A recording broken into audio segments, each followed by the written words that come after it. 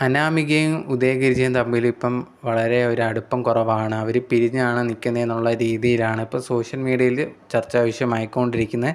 ഇതിന് മെയിനായിട്ടുള്ളൊരു കാര്യം എന്ന് പറഞ്ഞാൽ അനാമിക വിഷ്ണു എന്ന് പറഞ്ഞിട്ടുള്ള ഫേസ്ബുക്ക് പേജിൽ ഒരു ദിവസം കുറച്ച് നാളുകൾക്ക് മുമ്പുണ്ടെങ്കിൽ അനാമിക ഒരു പോസ്റ്റ് ചെയ്തിട്ടുണ്ടായിരുന്നു. അമ്മയെന്ന് പറയുന്നത് സ്വന്തം ഇഷ്ടത്തിന് വേണ്ടി തെറ്റുകൾ മറച്ചു വെക്കുന്ന ഒരാളല്ല. ഏതൊരു സമയത്തും സ്വന്തം മക്കളുടെ കൂടെ നിൽക്കുന്ന ഒരാളാണ്. പുതിയതായിട്ട് ആരെങ്കിലും വരുമ്പോഴത്തേന് സ്നേഹം പഴയതായിട്ട് തോന്നാം എന്നുള്ള രീതിയിലായിരുന്നു ഒരു പോസ്റ്റ് ഇട്ടിട്ടുണ്ടായിരുന്നു. ഇതിന് താഴെ വന്ന് ആൾക്കാർ കമൻറ്റ്സ് ഇടാൻ തുടങ്ങി. എന്താണ് ഉദയഗിരിജയുമായിട്ട് എന്തെങ്കിലും പ്രശ്നമുണ്ടോ എന്നുള്ള രീതിയിലൊക്കെ കമൻസൊക്കെ ഓരോരുത്തർ ഇടാൻ തുടങ്ങി.